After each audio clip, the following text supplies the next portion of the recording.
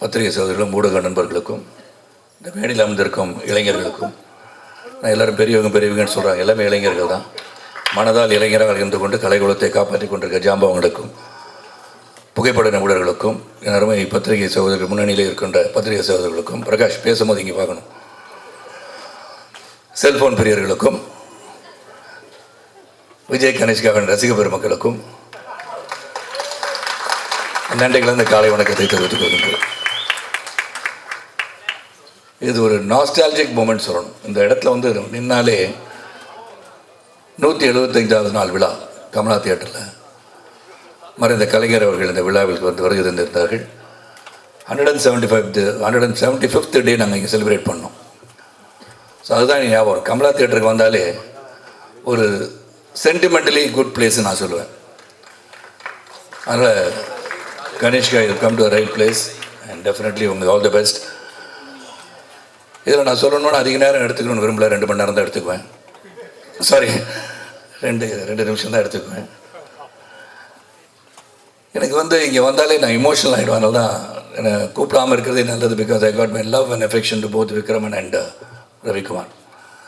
ரவிக்குமார் வந்து என் வாழ்க்கையின் ஒரு தருணத்தில் என்னை வந்து அவர் வந்து, அதாவது அவர் முதல் படம் 1990ஆம் ஆண்டு புரியாத புதிர் வந்து அவர் இயக்குறார்.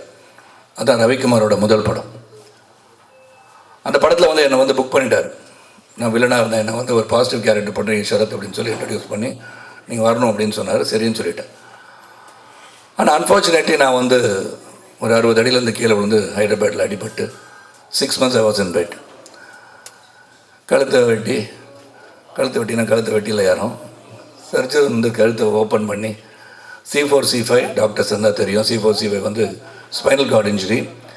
அந்த இடுப்புலேருந்து ஒரு எலும்பு எடுத்து அங்கே வச்சு 2 ராடை வச்சு 4 ஸ்க்ரூ வச்சு டைட் பண்ணி என் கழுத்தை நிற்க வச்சாங்க. அப்படி பார்த்தா நான் தான் அயன்மேன். அது பிறகு 6 மாதம் வந்து இருந்த பெட்டில் தான் இருந்தேன். அதுக்கப்புறம் வந்தேன். வீட்டுக்கு வந்தவுடனே அது வந்து சொல்ல வேண்டியது ஒன்று. ஏன்னா எதுவுமே நிலையானது அல்ல என்பதை புரிந்து கொள்வதற்காக இந்த கலைக்குலம் மட்டுமல்ல, வாழ்க்கையும் அப்படித்தான். ஆனால் we have to accept the challenges and go forwardன்னு சொல்லுவோம். என்னால் பேச முடியாது. அப்போ I lost my voice. Right vocal cord was paralyzed after the surgery. அப்போ எல்லாருமே வந்து கிட்டத்தட்ட 11 படம் ஒரு பிஸியான ஒரு வில்லன். இங்கே வந்து காலையில் ஒர்க் பண்ணுவேன், ஈவினிங் போயிட்டு ஹைதராபாத்தில் இருப்பேன், திரும்பி காலையில் இங்கே வருவேன், தொடர்ந்து வேலை செஞ்சிட்ருந்தேன். அப்போ கிட்டத்தட்ட ஒரு 11 பேருடைய அட்வான்ஸ் முன்பணம் என்னிடம் இருந்தது. அதில் ரவிக்குமார் வந்து வந்தார் என்னை பார்க்க. அப்போ வந்து பேச முடியாதனால் எழுதி தங்களுடைய முன்பணத்தை திரும்ப பெற வந்திருக்கிறீங்களான்னு கேட்குறேன். இல்லை, நீங்கள் நடிக்கிறீங்கன்னார். நான் இப்போ வந்து ரொம்ப வெயிட்லாம் ரொம்ப 20 கிலோ குறைஞ்சி அவர் எதிர்பார்த்த சரத்குமார் அந்த படத்துக்கு கிடைக்க மாட்டான்றது அவருக்கு தெரியும். சௌத்ரி சாரே சொல்லியிருப்பார், ஏன் புது படம் எடுக்கிற அவர் வச்சு எடுக்கிறேன்னு சொல்லியிருப்பார். அதனால் என் குருநாதர் தான் அவரும். ஆனால் அவர் சொல்லியிருப்பார், ஏன்னா வெயிட் பண்ண வேண்டாமல், ஒரு நடிகனுக்காக எதுக்காக காத்துட்ருக்கீங்க, அது ஒரு பாசிட்டிவ் கேரக்டர், ஒரு இன்ஸ்பெக்டர் கேரக்டர் தானே அப்படின்னு சொல்லியிருக்கலாம். ஆனால் அன்று அந்த ரவிக்குமார் அவர்கள், இன்றும் சொல்கிறேன், it's very nostalgic emotional to me, நீங்கள் தான் நடிக்கிறீங்கன்னார். அது 6 மாதமாகட்டும், 1 வருடமாகட்டும், என்னுடைய முதல் படத்தில் உங்களை புக் பண்ணிட்டேன், நீங்கள் தான் நடிக்கிறீங்கன்னு சொன்னதுக்கு என்னுடைய அந்த படத்தில் நடிக்கும் போது 2 பேருக்கும் பெரிய தகராறு. அந்த மாதிரி தகராறுலாம் கலை உலகம் பார்த்துருக்க முடியாது. அதான் சண்டை போட்டுக்கும், இருக்கும், வரும், வராதுன்றது தான். நான் வந்து இதை சொல்லணும். ஏன்னா இதெல்லாம் சில விஷயங்கள் வந்து எப்படி வந்து இருவர்கள் உறவோடு இன்றும் பயணித்து கொண்டிருக்கிறோம்னு சொன்னால், இந்த கொடுக்கல் வாங்கல், compromising with each other, give and take policies. ஏன்னா 1000 பிரச்சனைகள் வரும். பிரச்சனை வராமல் இருக்க முடியாது. சில கணவன் மணி பார்த்தீங்கன்னா, நாங்கள் 50 வருஷமாக எந்த ஒரு பிரச்சனை நிம்மதியாக வாழ்ந்துட்டுருக்கோம்னு சொல்லுவாங்க. அதில் யாரோ ஒருத்தர் போய் சொல்கிறாங்க அர்த்தம். சண்டையே போட்டதில்லைன்னு சொல்லுவாங்க. அது எப்படி சண்டை போட முடியும்? சண்டை போட்டுட்டு தான் வர முடியும். நான் 11 மணிக்கு வீட்டுக்கு வரேன்னு சொல்லிட்டு வந்தால் நீங்கள் போக முடியாது. அதுக்கு ஒரு பிரச்சனை நடக்கும், பஞ்சாயத்து நடக்கும், முக்கியமாக ஒருத்தர் வரான்னு சொன்னீங்க, வரமாட்டீங்களா நீங்கள் கேட்பாங்க. அதுக்கு எனக்கு பஞ்சாயத்து பண்ணுறதுக்கு ஒருத்தர் இருக்கா, நாட்டாமல் என்னுடைய ரவிக்குமார் தான். ஸோ எனக்கு வந்து இப்படி வந்து அந்த நான் புரியாத பகுதிக்கு வந்தேன். 6 மணிக்கு கால் ஷீட் போட்டிருந்தார். 6 to 2 நைட்டில். நான் வரும்போது ஒன்றும் காலதாமதமாக வரல, காலையில் 1 மணிக்கு வந்தேன். அவர் போச்சொல்லியா அப்படின்ட்டார். அதுதான் அவரை போச்சொல்லியா அப்படின்னு நான் சொல்லிட்டேன். 2 பேருக்கும் பெரிய மோதல். அப்போ தான் பார்த்தா கனல் நடுவில் இருந்து, சார் படத்தை முடிச்சிடலாம் சார், நீங்கள் இப்படி போங்க, நீங்கள் அப்படி போங்க, முடிச்சுட்டு முடிஞ்ச பிறகு நடந்தது தான் சுவாரஸ்யம். அதுதான் அன்பு, பாசம். வாங்க ஏறுங்க, வண்டியில் இருங்க, பேசிட்டே போகலான்ட்டார். That is Ravikumar. Man with golden heart அப்படின்னு சொன்னால், இந்த கலை உலகத்தில் நான் சந்தித்த பல மனிதர்களில் உண்மையான தங்கமான ஒரு மனது என்று சொன்னால் ரவிக்குமார் தான். அதே மாதிரி விக்ரமன் சார், சூரியவம்சம் கூட மிகப்பெரிய ஒரு அளவுக்கு என்னை உயர்த்தியவர் தான். அதுவும் விக்ரமன் சாரும் ரவிக்குமார் வந்து நீங்கள் இந்த படத்தை நடிக்கிறீங்கன்னா எனக்கு கதையை பற்றி எனக்கு கவலையே கிடையாது. ஸோ என்னை பற்றி நீங்கள் நடிக்கிறீங்க and Vijay Ganeshka has to be introduce in this film அப்படின்னு சொன்னோன்னே ரொம்ப சந்தோஷப்பட்டேன். அதில் எந்த ஒரு மாற்று கருத்தும் கிடையாது. அந்த படம் நல்லா வரும்ன்றதுக்காக நடிக்கிறது மட்டும் இல்லை, இவர்கள் சிறந்த மனிதர்கள், இவங்கள் எண்ணங்கள் சிறக்க வேண்டும், இவர்களுடன் இணைந்து என்றுமே வாழ்நாளில் இருந்து கொண்டு இருக்க வேண்டும் நினைப்பவன் நான். அதனால் அந்த படத்தை உடனே ஒத்துக்கிட்டேன். ஆனால் இங்கே ஒத்துக்கிட்ட பிறகு இந்த சூரிய கதிராக இருக்கணும், சரியாக கொடுக்க கார்த்திகா இருக்கணும், சரி சாதாரண மனுஷன் கிடையாது. ரெண்டு பேரும் டாஸ்க் மாஸ்டர் சொன்னார், ரவிக்குமார் சார் கரெக்டாக தான் சொன்னாங்க. அதனால் அவர் வந்து ஒரு சீனை வந்து கொஞ்சம் ஏதாச்சும் சொல்லிட்டா, அப்படியா சார், சரி சார் சரி சார் நடிச்சிடலாம் சார், அப்புறம் பார்த்துக்கலாம் சார் திரும்பி. அவர் என்ன நினைக்கிறாரோ அதை எடுப்பார் அவர். அது மாதிரி ரவிக்குமார் சார் அங்கே வந்தது வந்து ப்ரொடியூசராக வந்தார். ப்ரொடியூசராக வந்து 2-3 தடவை வந்தார். நான் அவர்கிட்ட பணம்லாம் கேட்டிருக்கேன்னு வச்சுக்கோங்களேன், நிறையா கொடுத்து வச்சுருவேன். ரவிக்குமார் சரி சரி சௌஜி சார் தெரிஞ்சு அடுத்த படத்துக்கு சேர்ந்து படம் வாங்கிக்குவேன் நான் எப்போதுமே. அந்த படத்தை நடிச்சிட்டு இருக்கும் போது அடுத்த படம், அதுக்கு அடுத்த படம்லாம் வாங்கிடுது. அந்த மாதிரி என்னுடைய பழக்கம் அவரோட. சார் இந்த விக்ரமன் அண்ட் ரவிக்குமார் வந்து சொல்லும் போது அந்த கதையை கேட்டேன். Very interesting script. அதில் வந்து கௌதம் வந்து ஒரு 20 கொலை, சாரி சொல்லக்கூடாது இல்லை கதையை, சொல்ல சார் சார் சார் அவர் 20 கொலை 21 கொலை பண்ணுறாரு. ஆக்சுவலாக நம்ம சொல்லிடக்கூடாது, இருந்தாலும் சொல்லிட்டேன். சூர்யா தப்பாக நினச்சிக்க. ஓகே, எனக்கு இன்னும் இங்கே வந்தோன்னு தான் தெரிஞ்சது சூர்யாவுடைய நல்ல நண்பர் சூரிய கதிர்னு. ஆனால் ஜிம்மில் ஒன்றா இருந்தாங்கன்னு தெரிஞ்சு. ஆனால் இப்போ ஸ்பைனல் கார்டு இன்ஜுரினால அப்படி இருக்காரு நீங்கள் சொன்னீங்க.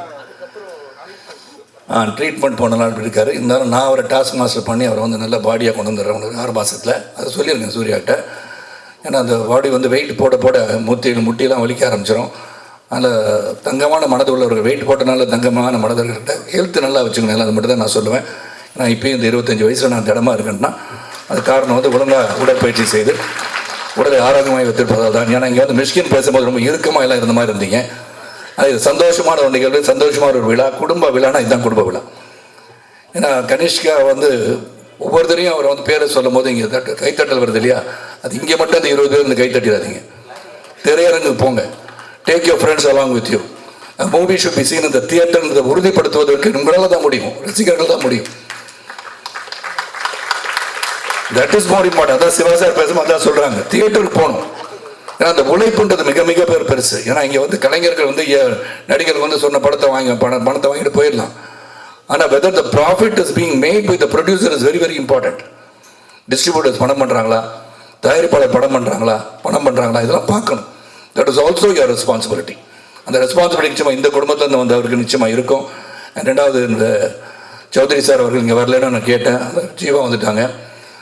சௌத்ரி சார் வந்து ஒரு பெரிய ஒரு பொக்கிஷம், கலை உலகத்துக்கு மிகப்பெரிய பொக்கிஷம். அதனால் அவர் கூட வந்து 13 படம் பண்ணியிருக்கேன். 100 படத்தில் 13 படம் பண்ணியிருக்கேன்னா almost 10-13% of film have done with. ஆனால் 100வது படம் என்ன வச்சு பண்ணலான்னு சொல்லியிருக்காருன்னு நினைக்கிறேன். சரி, ரெஜிஸ்டர் பண்ணிடுறது பெட்டர். இது சூரியவம்சம் 2 பண்ணலான்னு பேசிகிட்டு இருந்தோம். அதனால் அது இன்னும் அது சரியாக வந்து அமையலை. அது சூரியவம்சம் 2ஆக இருக்கட்டும், 3ஆக இருக்கட்டும், 4ஆக இருக்கட்டும். எனக்கு 150 வயசு ஆன பிறகு கூட நடிப்பேன். ஏன்னா பத்திரிக்கையாளர் ரெடியாக ஆகிட்டோம். சரத்குமார் மென்டல் ஆகிட்டே 150 வயசு வரைக்கும் வாழ்வான்னு போடுவாங்க நாளைக்கு. அது சந்தோஷம் எனக்கு.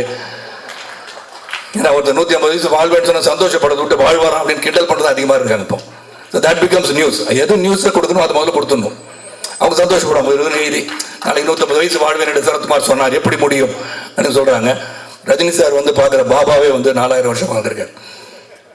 ஸோ அதனால் உள்ளத்தால் இன்று பார்த்தா இன்று புரட்சித் தலைவர் இல்லை, மக்கள் தலைவர் இல்லைன்னா கூட இன்று வாழ்ந்து கொண்டு இருக்கிறார். அதுதான் வாழ்க்கை. நீ நடந்து சென்ற பாதையில் அடுத்தவர் வந்து பின்னாடி பயணிக்கிறாங்கன்னா பார்க்கணும். So I will live for எவர்ன்றதை உருவாக்க வேண்டியதான் நம் கடமை. அந்த கடமை இங்கே எல்லாரும் செஞ்சுட்டு இருக்காங்க. நீங்கள் தான் சொல்லிட்டேன், வீட்டை சொன்னேன், உதயகுமார்ட்ட சொன்னேன், பெரியவர் எல்லாரையும் சொல்லிட்டு இருக்காங்களா, யாரை சொல்கிறாங்கன்னு கேட்டேன் நான். அதனால் இளைஞர்களே அப்படின்னு சொன்னேன். இளமையாக இருப்பவர்கள், உள்ளத்தால் இளமையாக இருப்பவர் தான் வந்து இயக்குநராக இருக்க முடியும், மற்றவர்களை இயக்குபவராக இருக்க முடியும். அது என்ன பொறுத்த உடல் ஆரோக்கியத்தோடு இருப்போம். சுவர் இருந்தால் தான் சித்திரம். இன்றைக்கி வந்து ஆல்கஹால், ட்ரக்ஸ் இதெல்லாம் வந்து தேவையற்ற ஒன்று நினைப்பவன் நான். அதனால் எது அளவுக்கு மீறினால் அமிர்தம் விஷம் என்ற ஒரே ஒரு பழமொழி மட்டும்தான் என் தந்தையார் எனக்கு சொல்லிக் கொடுத்தது. இது உன்னே ஒன்று தான். பாக்யராஜ் சார் வந்து பல பேர் மனசை உடச்சிட்டார், அன்றைக்கி போயிட்டார், இருந்தால் சொல்லியிருப்பேன். அது மாதிரி சொன்னது வந்து எனக்கு என்னென்னா 3 நாள் வந்து தொடர்ந்து முருங்கைக்காய் கொண்டாந்தாங்க, முருங்கைக்காய் இருக்கும் கீரை கொண்டாந்தாங்க, சாம்பார் வச்சு கொடுத்தாங்க. ஆனால் ஒன்றுமே செட் ஆகலைன்னாரு. அவர் என்ன சீன் செட் ஆகலைன்னு சொன்னான்னு நினைக்கிறேன் இல்லையா? முருங்கைக்காய்க்குள்ள வீரியம் இருக்கான்னு எனக்கு தெரியாது. பட் என்ன சொன்னான்னு எனக்கு புரியல. உதயகுமார் கேட்டால் நீங்கள் அவரே கேளுங்கன்னாரு. நான் எனக்கு இந்த மாதிரி சொன்ன வாசு சார் சொன்ன மாதிரி எதுவும் நேரடியாக கேட்டுருவேன் நான். இப்போ அவர் பின்னாடி கேட்டேன்னு நினச்சி கூட நான் பாக்யராஜ் சார் ஃபோன் பண்ணி, என்ன சார் பிரச்சனை, இந்த முருங்கைக்காய் கீரை சாப்பிட்றாங்க, உங்களுக்கு என்ன பிரச்சனை வந்துச்சு, சீன் சரியாக வரலையா, என்ன செய்வா சார் கேட்கணும் இல்லையா? என்ன சரியாக வரல, சாப்பிட்டனால வரலையா, இல்லை சாப்பிடாம இருந்தாலும் நல்ல சீன் வந்துச்சா, இதை வந்து மக்கள் தெளிவுபடுத்தியிருக்கேன். ஏன்னா இது வந்து பெரிய சர்ச்சைக்குரிய டிபேட் ஆகி அப்படின்வாங்க. அதுக்கு வந்து ஒரு பெரிய ஒரு மேட்டரை கொடுத்துருக்காரு அவர் இன்னைக்கு. அதனால் யாரும் முருங்கைக்காய் சாப்பிட்டுட்டு இருக்கவங்க தொடர்ந்து சாப்பிடுங்க, நல்லது தான்.